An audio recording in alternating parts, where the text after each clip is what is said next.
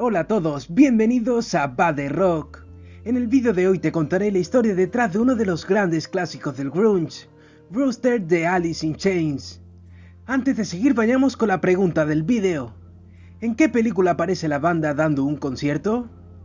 Al final del vídeo encontrarás la respuesta junto con una gran recomendación como en cada vídeo. Ahora, sin más dilación, comencemos.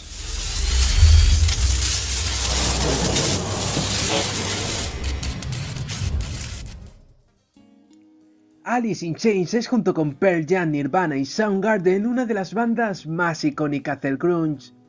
Fue fundada en el año 1987 por Layne Staley como cantante y Jerry Cantrell como cantante y guitarrista. Posteriormente se unirían Mike Starr en el bajo y Sean Kinney como batería. En el año 1990 lanzan al mercado Facelift, disco que arrasa en las listas de venta gracias en gran parte a la canción Man in the Box, que hizo que los de Seattle fuesen la primera banda de grunge en conseguir un disco de oro.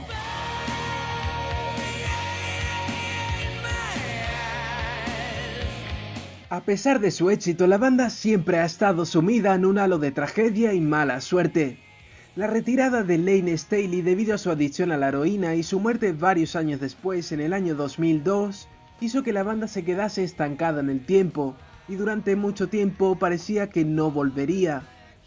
Sin embargo, tras casi 10 años alejado de los escenarios, Alice in Chains regresó oficialmente con William Duvall como vocalista, con la intención de continuar el inmenso legado de Layne Staley.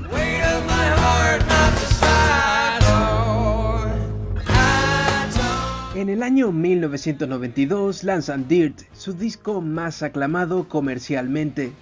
A pesar de su gran éxito, la banda empezaba su decadencia anímica. Dave Jardine, que también había sido el productor de Facelift, declaró lo siguiente cuando volvió a verlos 2 años después. Antes parecían más aniñados, con muchas ganas de fiestas, pero sin tocar las drogas, solo algo de alcohol y todas las ganas del mundo de ir a locales de striptease. Cuando los reencontré para grabar Dirt eran muy diferentes, muy serios y queriendo alejarse del mundo de la fama y la fiesta. Parecían cansados del éxito. El productor se había encontrado una banda que empezaba a apagarse por las drogas.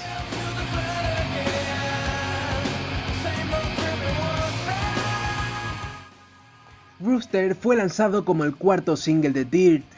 Aunque en Alice in Chains lo más normal era que Layne se encargase de las letras y Jerry de la música, Brewster fue íntegramente compuesto por Jerry Cantrell, pues se trataba de una composición demasiado personal como para que la letra fuese escrita por otro.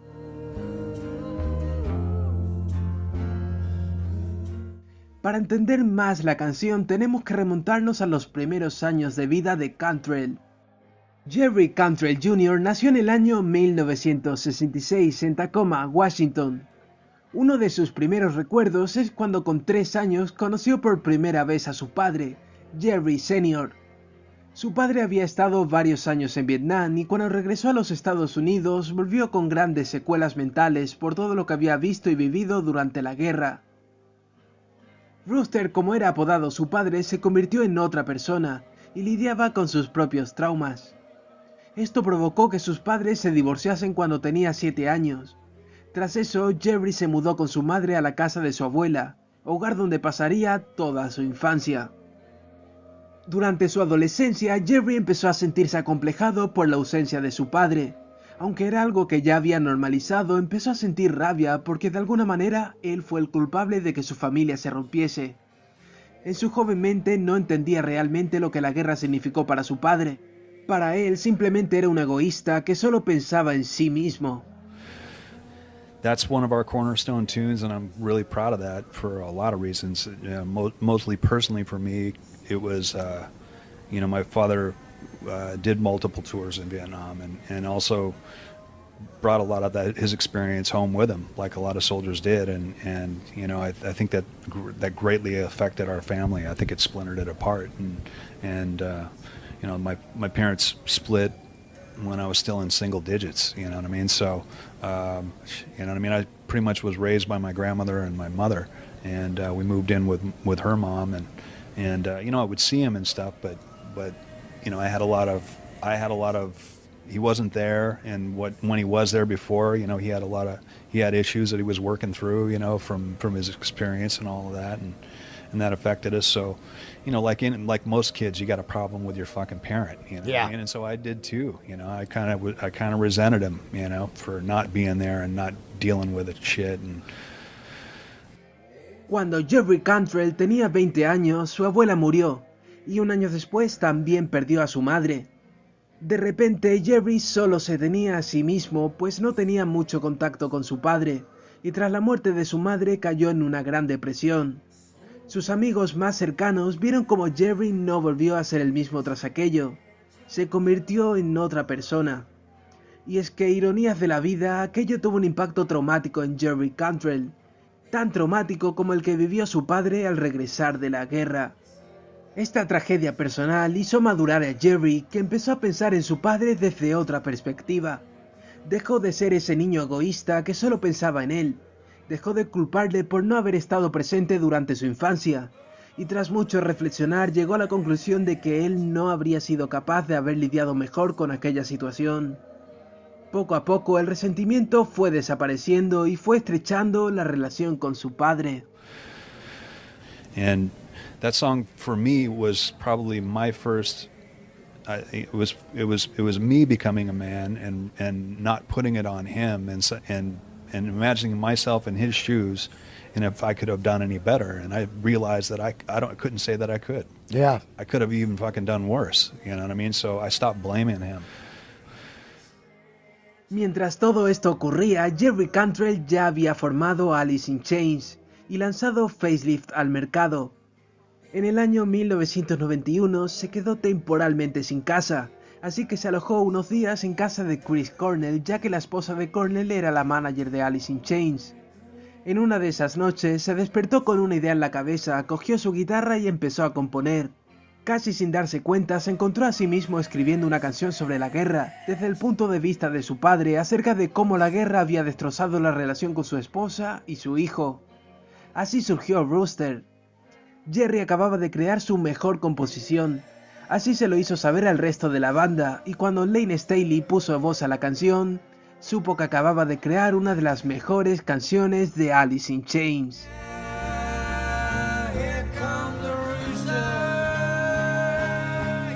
Sin embargo, la canción no solo era especial para Jerry Cantrell, ya que su padre no era el único de la banda que había luchado en Vietnam.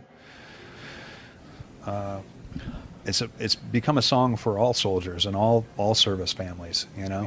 This band is all military families. Wow. Lane's dad wasn't, but I think Sean's dad was in the Navy. My dad was Army. William's dad was Army. Mike Inez, I think Mike's was Air Force. En el año 1992, Jerry Cantrell invitó a su padre a ver en concierto a Alice in Chains por primera vez. El motivo era que quería enseñarle una canción llamada Rooster. Y así ocurrió. Su padre estaba en primera fila y su hijo lo tenía en el punto de mira.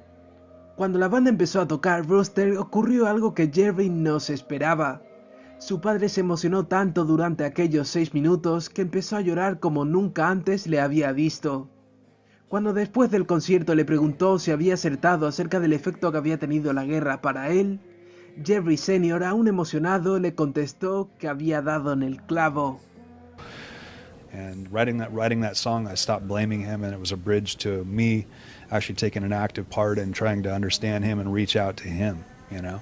And that was the beginning of us getting back together, and we've been the best of friends since, you know. And especially with my mother passing, he's my only parent left. So, but I was always really curious about his experience, and it was something he never talked about. You probably couldn't understand them talking to you about, and they don't want to bring that shit up. You know, it's something that they put away. El director del videoclip musical fue Mark Pellington, que venía de desatar una gran polémica tras dirigir el videoclip de Jeremy de Pearl Jam, cuya historia deberías conocer si has visto el vídeo que hice al respecto. Pellington sugirió a Cantrell si podía participar su padre en la grabación aportando su propio testimonio sobre la guerra. A Jerry Cantrell no le pareció mala idea.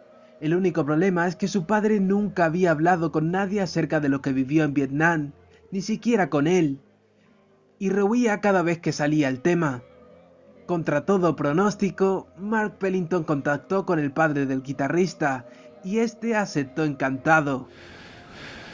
And you know, we made a great video with Mark Pellington, who was actually he was actually working on a film with his dad called Father's Days. He was like an old was losing his mind from Alzheimer's. Wow. So he was doing this thing on his dad, and we were working on this video with me and my dad, and the guys, of course, you know, did the best on it. Lane sang the shit out of that song, you know, and actually on the video, they didn't play it on MTV much, but there's a little pre-trailer of an interview that Mark Pellington did with my dad.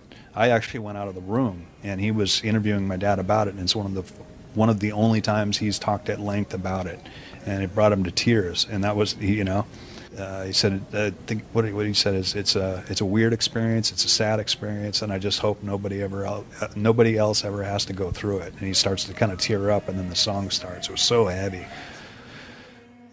Rooster lo significó todo para Cantrell.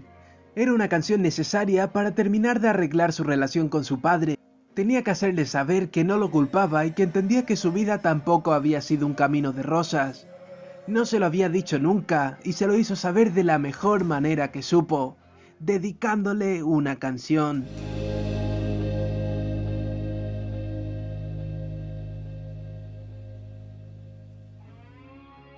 Esta ha sido la historia detrás de Rooster de Alice in Chains. Espero que te haya gustado.